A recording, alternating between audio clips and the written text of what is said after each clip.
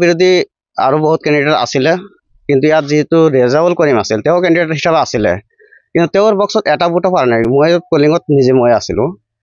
কিন্তু কি হ'ব পাৰে আপোনাৰ মতে কি হ'ব পাৰে? তেওঁ ষড়যন্ত্ৰমূলকভাৱে কোনোবাই ভোট দিয়ে হয়তো নিশ্চিত, কাৰণ তেওঁ কেণ্ডিডেট হিচাপে তেওঁ নিজৰ ভোটটো হ'লে পৰিব লাগিছিলে। তেওঁৰ মাক দেউতা সেইখিনিও পৰিব লাগিছিল। যদি পৰা নাই, নিশ্চয় কোনো ষড়যন্ত্ৰ আছে। এইখিনি পুৰা সন্দেহজনক কথা।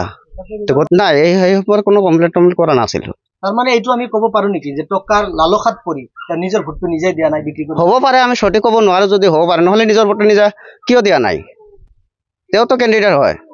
তেওঁ যদি কেণ্ডিডেট হিচাপে যদি তেওঁ প্ৰতিদ্বন্দ্বিতা নকৰিলেহেঁতেন, তেওঁ 17 তাৰিখে আগতে উইড্ৰল কৰিব পাৰিলেহে, কিন্তু তেওঁতো কৰা নাছিল।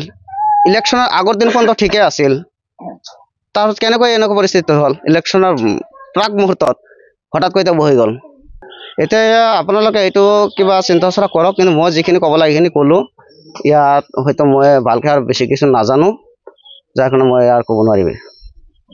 এই সন্দৰ্ভত মই কি কওঁ, আজি প্ৰায় 1 মাহ ধৰি আমিও ফিল্ডত বহুত কষ্ট কৰি আছোঁ। আপোনাৰ সিও বহুত কষ্ট কৰি আছে। কৰি আমি সবকেইটাই আমি সকলোৱে মিলি আমাৰ ৱাৰ্ডত আমি বহুত যুঁজিলোঁ।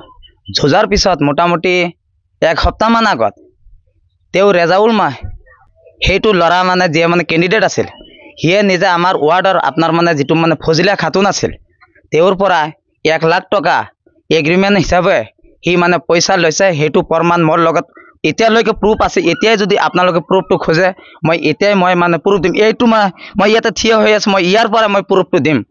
পিছত আমি সেইটো আপোনাৰ 2 দিন আগত বস্তুটো আমি ভালকৈ গম পালোঁ। হোৱাৰ পিছত আমি সেইটো একচুৱেলি আমি সেইটো বস্তুটো ভাবিলোঁ যে বস্তুটো এতিয়া সঁচাই হয় না মিছাই হয়। সেইটো ভাবি কালি আমি অভয়পুৰত গ'লোঁ। আমাৰ অভয়পুৰ আমাৰ কালি ৰেজাল্ট দিল। পিছত তাতে ৰেজাল্ট হোৱাৰ পিছত আমি বাকী 5জন কেণ্ডিডেট আছিলোঁ। মই সেই তাতে ভোট পালোঁ 154টা মই সেই তাতে ভোট পালোঁ। কিন্তু ইয়াৰ বাকচত এটা ভোটো নাই। তেনেহ'লে যদি ইয়াৰ বাকচত যদি ভোট নাই, তেওঁৰ যিহেতু তেওঁ এতিয়ালৈকে সিয়ে কেণ্ডিডেট, তেওঁৰ ৱাইফ আছে, তেওঁৰ দেউতা আছে, তেওঁৰ দুটা আপোনাৰ তেওঁৰ যিটো দেউতাই সি আপোনাৰ বিয়া পাতিছে 2টা।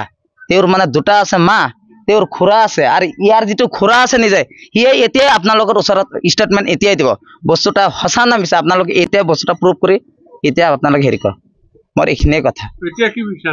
এতিয়া আমি বিচাৰোঁ কি, এতিয়া সি যে নিজে কেণ্ডিডেট হৈ ইয়াৰ ভোটকেইটা যে সি যে আৰু বেলেগৰ ঠাইত যে বিক্ৰী কৰি দিলে, এইটো এটা বিক্ৰী বুলি কয়। এতিয়া এইটো আপোনাৰ সংবিধানত আছে না নাই, আমি সেইটো ভালকৈ গম নাপাওঁ। যদি সংবিধানত সেইটো নাই, এতিয়া এইটোৰ কাৰণে আইনমতে কি ব্যৱস্থা কৰা যায় আপোনালোকে সেইটো ব্যৱস্থা কৰক। ৰেজাউল হক পঞ্চায়ত ইলেকশ্যনত কেণ্ডিডেট আছিল নেকি? আছিল। কোন দলৰ পৰা? নির্দলীয়। আমি তো কিছু জানি না, কয়টা পাইলো না পাইলো এখন আমি তুলাই জানাম জানি না।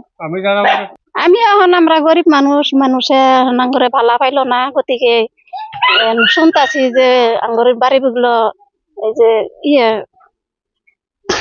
ফজলু উনি আর হবো বলে আশা আছিল, পরে তাকে দিছি ভোট নষ্ট করে কি করবো। আমার পোলার ফিল নাই, দেখতাছি ফিল নাই, আমরা গরিব মানুষ। সন্তান রেজাউল যিয়ে নির্বাচন প্রতিদ্বন্দ্বিতা করেছিল, তেওঁ নিজৰ ভোটটো নিজে দিয়া নাই নেকি?